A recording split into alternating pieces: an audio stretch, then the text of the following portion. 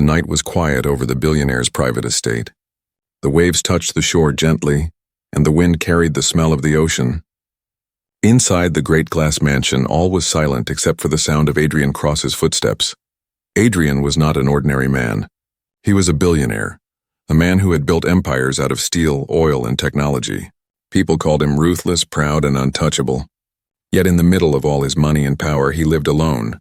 The empty halls of his mansion told the story of a man who had everything, but nothing at the same time.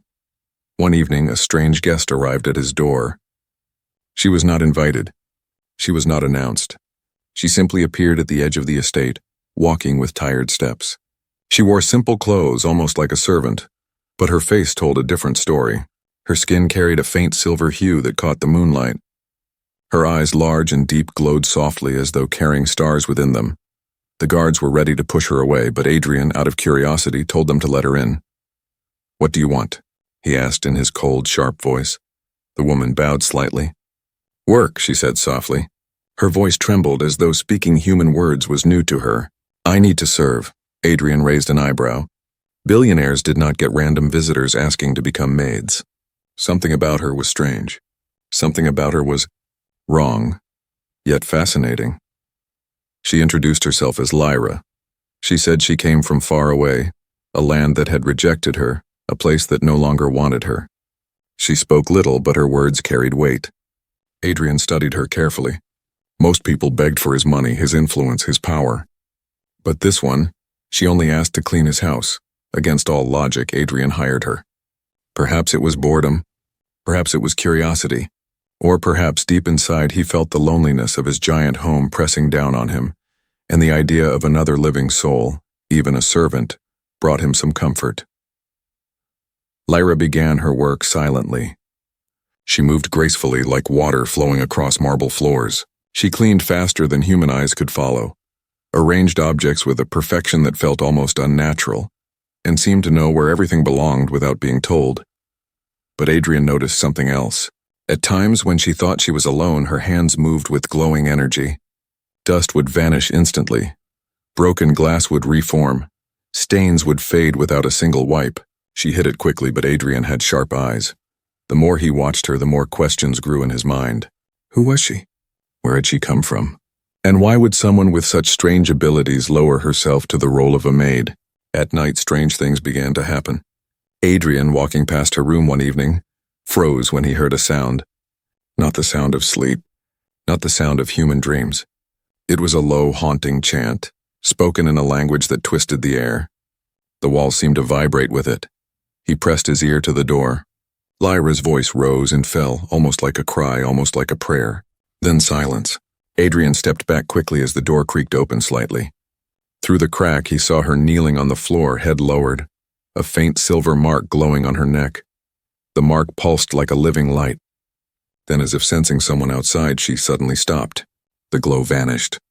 The door closed. Adrian walked away quietly, but his heart beat faster. She was no ordinary maid. He knew it now. The next morning, he tested her. He asked her to carry heavy boxes that would require 3 men to lift. She did it effortlessly, though she tried to hide the ease. He asked her to arrange documents he had hidden in 10 different rooms. She found them all in minutes. Adrian began to suspect the truth. This woman, this rejected stranger, was not from this world. But why Earth? Why him? One evening he called her to his study. The fire burned behind him, casting shadows across the walls. "You're not telling me everything," he said slowly.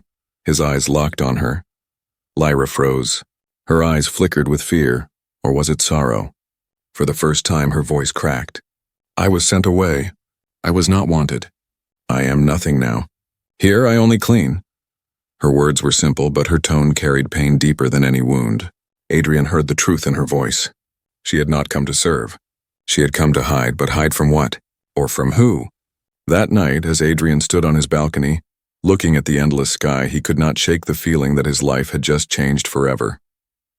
The rejected alien maid was more than she seemed, and somewhere out there in the darkness of space, someone or something was watching. The waves crashed harder against the rocks.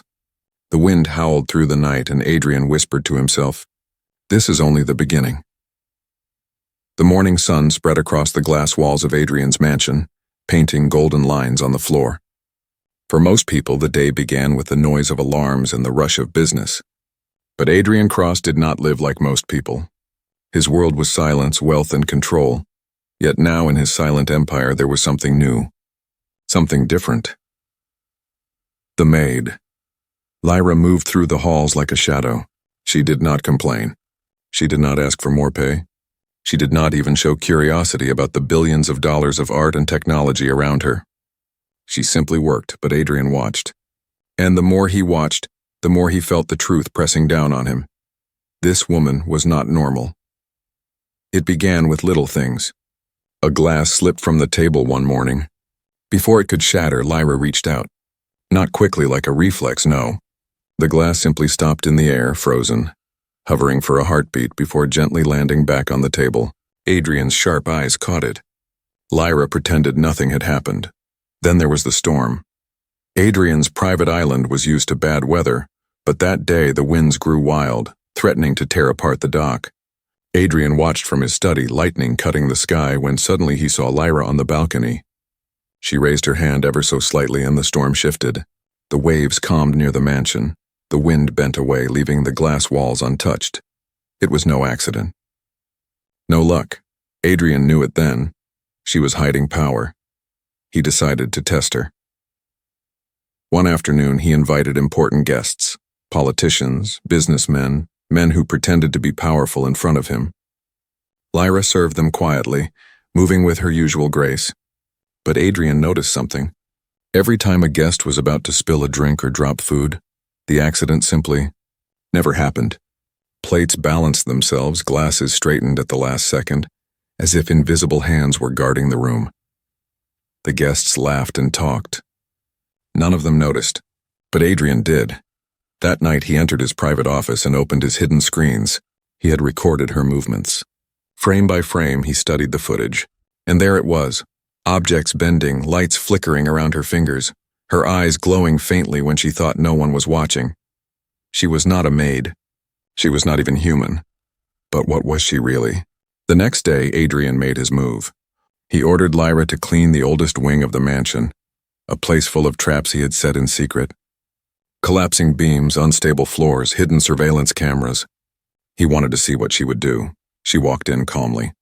The first beam cracked, falling straight toward her. She raised her hand and the heavy wood froze in the air, stopping inches above her head. With another small wave, it slid aside gently. The cameras captured everything.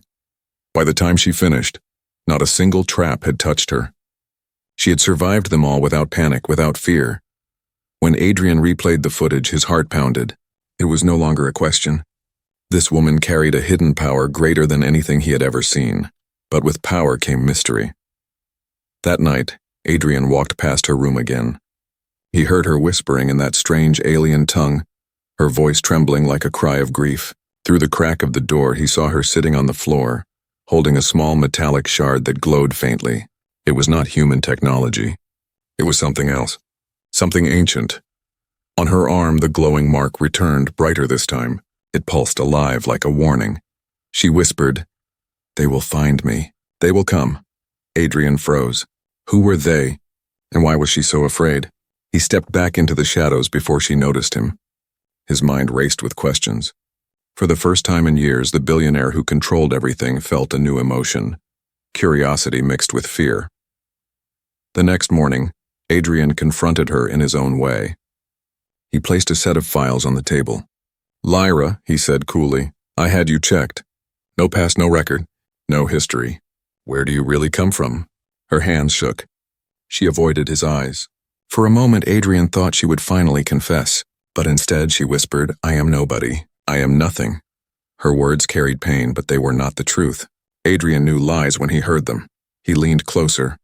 "Nobody doesn't stop storms. Nobody doesn't freeze falling beams. You are hiding something, and I will find out." Lyra's face grew pale. For the first time since she had arrived, her eyes filled with fear. Not fear of him, but fear of what might come next. She turned and left the room without another word. That night, Adrian could not sleep. He stood by the window, staring at the endless ocean. His thoughts were restless. He had uncovered her power, but not her secret. He could feel it now. Whatever had rejected her, whatever had cast her away, was not finished with her. Somewhere far beyond Earth, in the cold darkness of space, something was moving. Something was coming. And Adrian Cross, the man who thought nothing could surprise him, whispered into the night, "This maid will change everything." The mansion of Adrian Cross had always been a fortress of secrets. Every wall carried hidden cameras, every door carried sensors, and every guest was watched without ever knowing it. Adrian had built his empire on suspicion, control, and careful planning. Now he turned those same tools against the one person who served under his roof, Lyra, the strange maid who had stopped storms, caught falling beams, and whispered in a tongue no human could understand. Adrian no longer doubted she was more than she claimed. But he wanted proof, clear proof. Proof that would tell him not only who she was, but what she was hiding.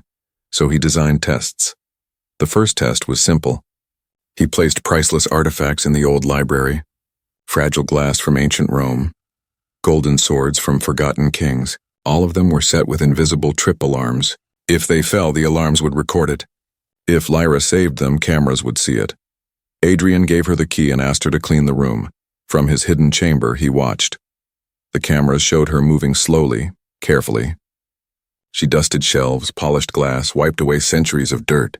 Then he triggered the trap, an entire shelf collapsing toward her. Lyra turned quickly, but not fast enough for human reflex. The glass and gold froze in the air. Each piece hovered for a second, then floated gently back to its place. Her hands glowed faintly with silver light. Adrian leaned back in his chair. His lips curved in the smallest of smiles. The test worked, but he was not done.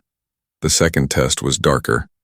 Adrian owned a collection of advanced machines, security drones that responded only to his voice. He programmed one to attack without warning. Its metal wings buzzed like an angry hornet as it flew straight at Lyra while she was polishing the main hall's floors. For a second, Lyra froze, her eyes wide with shock. Then she raised her arm. A shield of energy burst out, invisible at first, then glowing as the drone smashed against it and fell broken to the floor. Lyra looked around in panic as if afraid someone had seen. She quickly dragged the broken drone away and hid it. Adrian chuckled to himself as he watched through the hidden lens. Every test confirmed his suspicion. She was no ordinary maid, but Adrian was not just curious. He was a man of ambition. If she held such power, then perhaps she was the key to something greater. That night, Adrian called her to his study. The firelight danced against the tall windows. He leaned in his chair, calm and unreadable. "Tell me, Lyra," he said, his voice sharp as a blade. "Why would someone with such strength choose to clean floors? Why serve a man like me?" Her face remained calm, but her hands trembled slightly. "I am not strong," she whispered. "I am only what you see." Adrian slammed his fist on the desk, the sound echoing through the room. "Lies, I saw you stop the storm. I saw you shield yourself. You think I do not notice? I see everything in this house." Lyra's eyes widened. For the first time, fear appeared on her face. But behind the fear, Adrian saw something else, pain, deep pain. "I cannot tell you," she said softly, almost breaking. "If I speak, I bring danger to you. To your world. They will come." "They?" Adrian asked. His voice was calm again, but inside his mind, the question burned. "Who are they?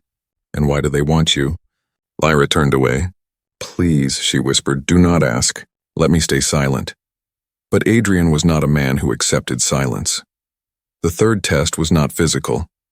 It was personal. The next morning, he invited her to his private lab, a place no outsider had ever entered. Machines hummed, glowing with the power of human invention. On the table lay a shard of strange metal he had found hidden in her belongings. He placed it before her. "This," Adrian said slowly, "is not from Earth. Is it?" Lyra's face went pale. Her breath caught in her throat. She reached for the shard, her hands shaking. Adrian stopped her hand with his own. "Not yet," he whispered. "You will tell me what this is, and you will tell me why it glows with the same light as your mark." Her silence spoke louder than words. Tears filled her eyes, but she said nothing. Adrian leaned closer. "I will find the truth, Lyra, whether you speak it or not." That night, Lyra sat alone in her small room, clutching the shard. Her silver eyes shimmered with tears as she whispered in her alien tongue, "They test me. They see me. Soon they will know, and then they will come." She pressed the shard to her chest. For a moment, the mark on her skin glowed brighter, filling the room with silver light. In the shadows of his study, Adrian watched the recording. His cameras never slept. His eyes never rested. He whispered to himself, "Whatever you are hiding, maid, it belongs to me now." But far above, beyond the stars, a signal was already moving. Someone had heard the echo of her power. Someone was listening, and they were coming. The night was heavy with silence. Outside, the ocean roared against the rocks. But inside the mansion, every corner seemed still, as if the house itself was holding its breath.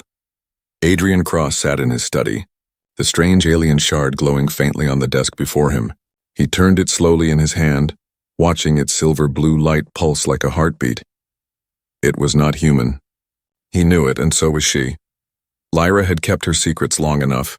Adrian had tested her, cornered her, caught her in moments of power. She had denied everything. But tonight, Adrian was determined to break her silence. He pressed the button that summoned her. Moments later, the door opened. Lyra stepped inside, her head lowered, her steps soft against the polished floor. She looked tired, as though the weight of 1,000 years pressed down on her fragile frame. "Sit," Adrian commanded. She obeyed without a word. Adrian leaned forward, his eyes sharp. "No more lies, Lyra, no more silence. You will tell me the truth tonight." Her silver eyes flickered with fear. "The truth will bring danger to you," she whispered. Adrian's lips curved into a cold smile. "Danger does not frighten me. Ignorance does." He pushed the glowing shard toward her. "What is this? And what are you?" For a long time, she said nothing. The fire crackled behind them, the only sound in the vast room.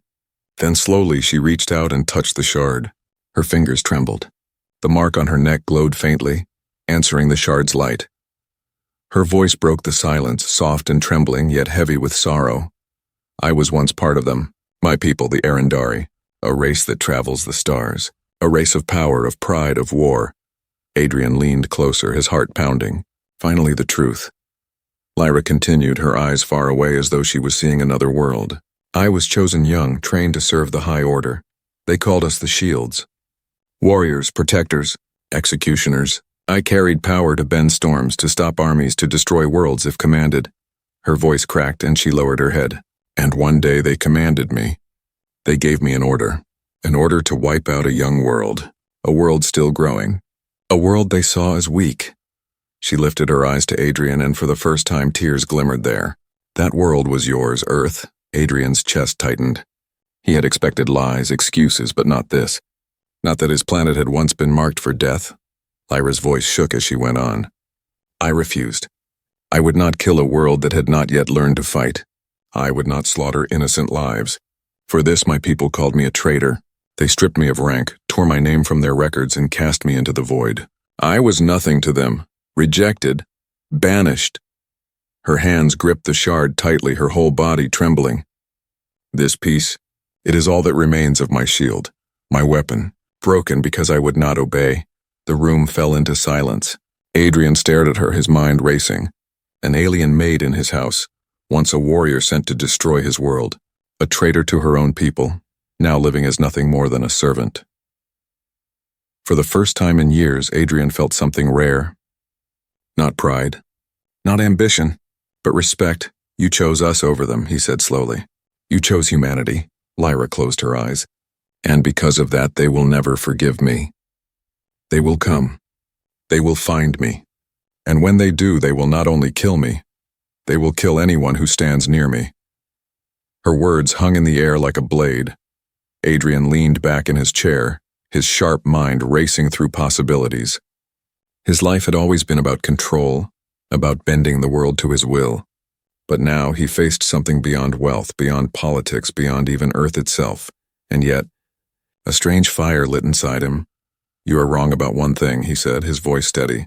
"Humans are not as weak as your people think." Lyra's eyes widened. "You don't understand, Adrian. The Arendari do not fight fair. They will burn everything just to prove a point. They will bring fleets, fire, and death. You cannot stop them." Adrian stood and walked to the window, staring at the endless stars above. His reflection glimmered in the glass, strong and unshaken. "Maybe I cannot stop them," he admitted. "But I am Adrian Cross, and I do not bow to anyone." His words carried weight, like steel cutting through the silence. Lyra stared at him, her breath trembling. She had seen kings rise and fall, had seen planets burn, had seen warriors stronger than Adrian broken in battle, and yet something in his voice made her heart stir. For the first time, she wondered if humanity's strength was not in weapons but in will. The fire crackled louder, filling the silence between them. Adrian turned back to her, his eyes locked with hers. "If they come for you, Lyra, then let them come. But they will not find me weak, and they will not find humanity unprepared." Lyra's lips parted, but no words came. Her chest ached with emotions she had buried long ago. She had been rejected, betrayed, cast aside. Yet here, in this human's voice, she heard something her people had never given her: belief. That night, as Adrian left the study, Lyra sat alone with the glowing shard in her hands. She whispered to herself in her alien tongue, words only the stars could understand. "They will come, and he will stand, perhaps. This time I am not alone." Far above Earth, unseen by human eyes, a faint signal pulsed across the void. The Arendari had noticed. The hunt had begun. The days after Lyra's confession were not normal. The mansion no longer felt like a palace of silence, but like a cage waiting to be broken. Adrian Cross walked the halls with sharp eyes, his mind filled with her words. The Arendari, a race that had cast her out. A race that had once marked Earth for death, and now they were coming. It began quietly. The first sign was in the skies. Satellites that Adrian's private company owned started to fail. At first it looked like simple malfunctions, static on the screens, blind spots in the orbit. But Adrian knew better. His engineers reported strange energy signatures, signals no human had ever recorded before. Lyra recognized them instantly. She touched the screens, her silver eyes dim with fear. "They are searching," she whispered. "They spread their net across the stars. They are hunting me." Adrian clenched his jaw. For years he had been the hunter, the one who controlled governments, markets, and people. Now someone else was moving pieces on the board, someone not from this Earth. The second sign came on the mainland. Cities reported blackouts. Entire grids fell silent for hours. The news spoke of cyber attacks, but Lyra shook her head. "No machine here could do this," she said.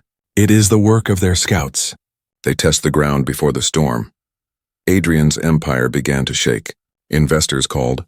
Partners threatened to withdraw. They whispered about the billionaire losing control. But Adrian only smiled coldly. Let them whisper. They had no idea what was really coming. The third sign was no longer silent. One evening, as Adrian stood on his balcony, he saw the sky tear open. A flash of light spread across the horizon, brighter than lightning. From the glow, a ship emerged, massive, dark, and alive with alien fire. It did not descend to the city or the sea. It hovered above his private island, casting a shadow over the mansion. Lyra fell to her knees, her face pale. "They have found me," the ship spoke. Not with words, but with sound. A deep vibration shook the earth, rattling glass, bending trees. Every being on the island felt it, not in their ears, but in their bones. Adrian stood tall, his gaze fixed on the monstrous shape above. For the first time, his empire looked small. But his will did not. The government noticed quickly. Military jets appeared, circling the skies. Agents arrived at Adrian's gates within hours. "Demanding answers, Mr. Cross," one officer shouted. "Hand over the alien now. She is the reason this ship is here." Adrian's reply was calm, almost amused. "This is my island. No one leaves without my word." The agents threatened, but Adrian's private guards, armed with advanced weapons, blocked the way. It was a standoff, human against human, while the alien ship waited above, silent and watching. Lyra stepped forward, her voice trembling. "Adrian, let me go. If they see you protect me, they will destroy everything. I must surrender." Adrian turned sharply, his eyes burning. "You said they want to erase you. If I hand you over, they win, and I do not let anyone win against me." His words carried a fire Lyra had never seen before. She had expected fear, betrayal, perhaps even greed. But instead, this human stood between her and the wrath of the stars. That night, as the alien ship hovered like a dark moon, Lyra finally revealed her hidden strength. She raised her hands, and energy crackled around her like silver lightning. Shields of light formed across the mansion, protecting it from the strange probes the ship sent down. Adrian watched in silence, For years he had believed money was the greatest power, but as he saw Lyra glow like a living storm, he realized there were forces far beyond wealth. Yet instead of fear, he felt excitement. Good, he whispered to himself. Now we fight. Adrian moved quickly.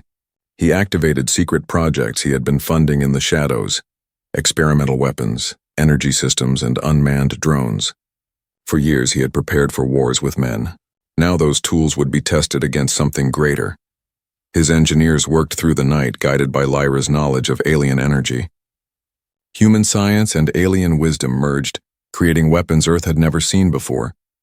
For the first time, Lyra was not hiding her power. She was sharing it. At dawn, the alien ship finally spoke in words. A voice thundered across the island, deep and merciless. Traitor, surrender yourself, or all who shelter you will die. The sound shook the air, shattered windows, and left the ocean trembling. Lyra's knees buckled. They will not stop, Adrian. They will burn this world just to erase me. But Adrian only smiled, cold and unbroken. Then let them try, he said. If they want Earth, they will have to fight me first. Lyra's eyes widened. No one had ever spoken back to the Arendari. No one had ever dared. Yet here stood a human billionaire with nothing but will and fire in his voice, declaring war against the stars. Above them, the alien ship pulsed with light. Weapons charged. The invasion had begun. The earth shook as beams of fire fell from the sky, slamming against the shields Lyra had built. Sparks of silver clashed with alien energy, shaking the island. Inside the mansion, alarms rang, machines roared to life, and Adrian Cross stood tall in his command room. The first battle for Earth had started, and the world would never be the same again. The battle on the island had ended in silence, but it was not victory. The alien ship still hovered above like a black sun watching. Its first strike had failed against Lyra's shield, yet everyone knew more was coming. Inside the mansion, Adrian Cross stood among broken glass and sparking machines. His face was calm, but his empire was already trembling. News spread across the world within hours. Alien ship above Cross estate. Billionaire hides alien fugitive. Is Adrian Cross protecting a threat to Earth? Governments turned against him. Banks froze his accounts. Allies cut their ties. His corporations began to collapse under pressure. Adrian, once the master of the world's markets, was now branded a traitor to humanity. Lyra saw the reports and lowered her head in sorrow. It has begun. Your world will destroy you because of me. But Adrian only laughed, sharp and bitter. I built this empire from nothing. Let them tear it apart. I'll build it again. But you, his eyes locked on her. You are not leaving this fight. Lyra shook her head. Her silver eyes glistened with tears. Adrian, you don't understand. They will never stop. The Arendari will burn your cities, break your armies until Earth is dust. I cannot let that happen because of me. I must surrender. Adrian slammed his fist against the wall. Surrender? You think they will forgive you? You think they will stop with you? No, Lyra. Once they taste Earth, they will never leave. Her voice broke. Then what choice do I have? The question hung in the air, heavy as stone. That night, Lyra stood alone on the balcony. The sea wind whipped her hair as she gazed at the alien ship glowing above. She whispered in her alien tongue words of farewell. She had decided. Tomorrow she would walk out and surrender. But Adrian had been watching. He stepped out of the shadows, his coat brushing against the wind. So you were just going to leave without telling me? Lyra turned, her face pale. Adrian, no. His voice was sharp, cutting her words. You think you get to decide alone? You think you're the only one with something to lose? She stared at him in shock. You would risk your world for me? Adrian's eyes burned with fire. Not for you. For us, for humanity. They came to erase us once, Lyra. You said no. Now they come again. And I say no. The next morning, Adrian acted. He called secret contacts. People no one else knew he had. Scientists hidden in underground labs. Soldiers who owed him loyalty. Rebels who trusted his money more than governments. Weapons, Adrian ordered. Bring me everything you've built. Everything they told you to hide. Within hours, crates of strange machines arrived on the island. Some were prototypes of railguns. Others were drones designed for wars that never happened. All of them were unstable, untested. Lyra walked among the weapons with wary eyes. This will not be enough, she whispered. Adrian smirked.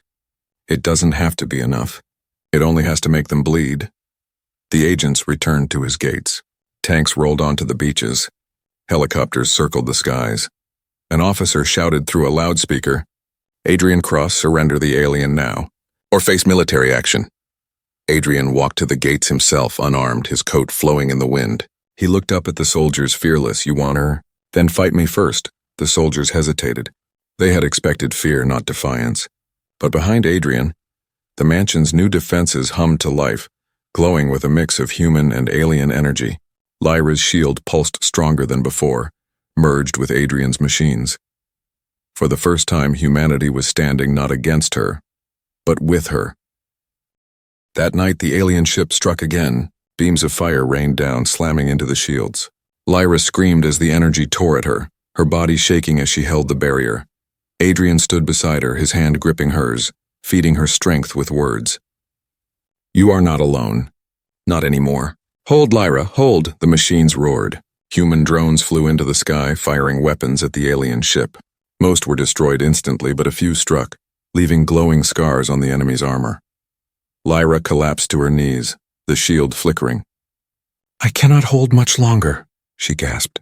Adrian lifted her, his voice hard as steel. "Then we do not hold. We strike." He turned to his command team. "Launch the Ascendant." From beneath the island, a massive weapon rose, a prototype railgun powered by energy Adrian had stolen from the stars.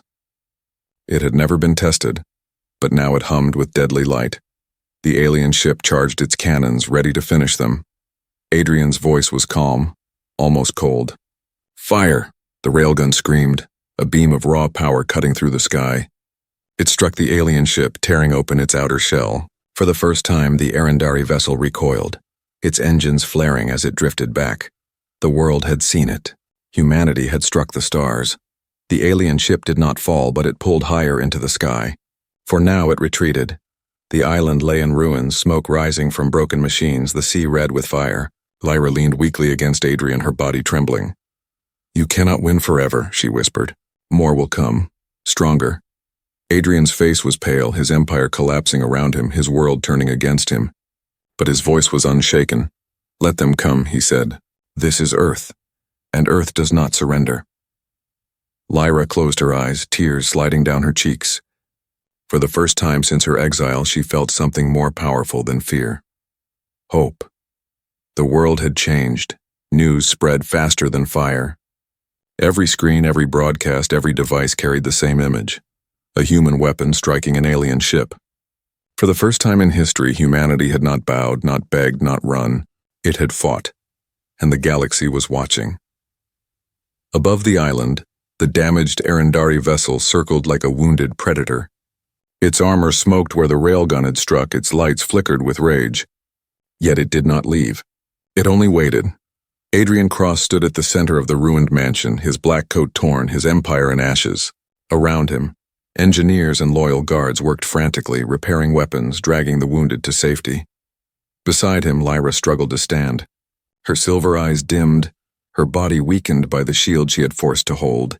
Yet even in her pain, she lifted her head to the sky. "They will not forgive this," she whispered. "You scarred their ship. You humiliated them. Now they will come with fire greater than before." Adrian's gaze never wavered. "Then let them. They bleed like anyone else." The next strike came at dawn. The alien ship split open, releasing smaller craft. Sleek silver hunters that cut through the clouds like knives. They descended in swarms, weapons glowing, alarms screamed. Drones launched into the air. The battle began again. The sky turned into chaos. Human machines clashed with alien hunters, fire raining across the sea. Explosions painted the horizon red. Adrian's island fortress shook under every impact.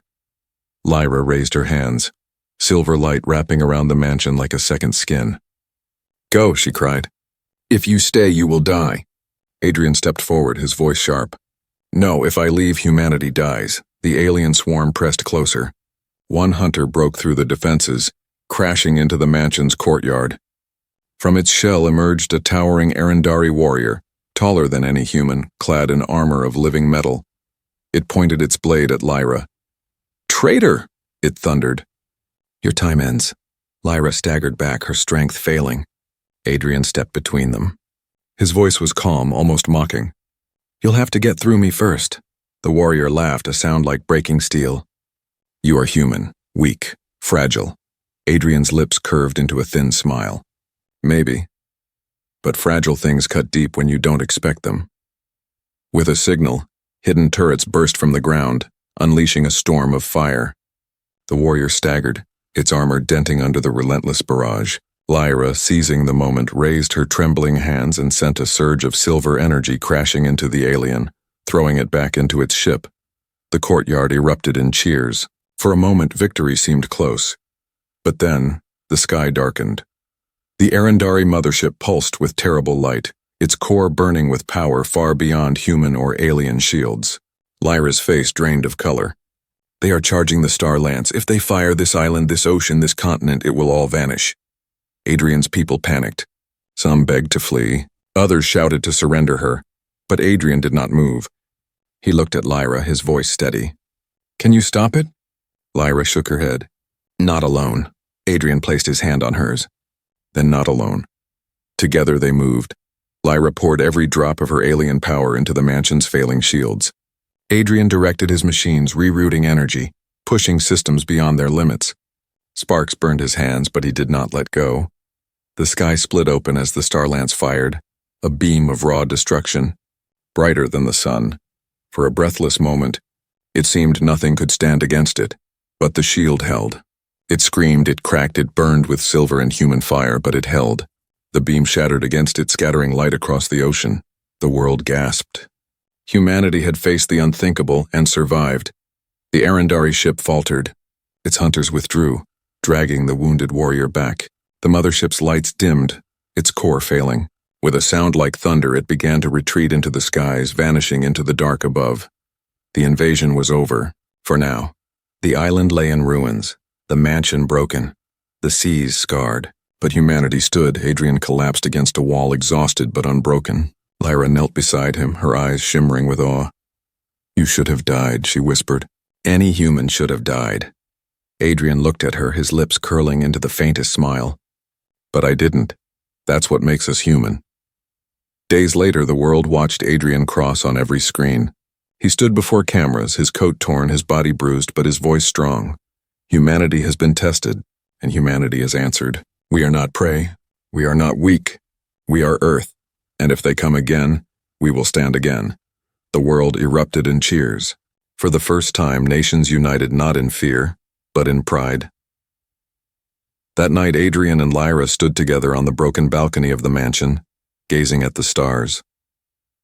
Lyra's voice was soft. You have changed everything. They thought humans would run. They thought you would surrender. But you stood. And now, the galaxy will never see Earth the same again. Adrian poured a glass of wine, handing one to her. Good, let them see. Let them know. Lyra looked at him, her voice trembling with both hope and warning. Adrian, this was only the first. Others will come, stronger, greater.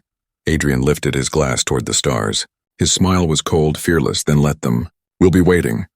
The waves crashed below, the stars burned above, and the story of Earth's defiance began.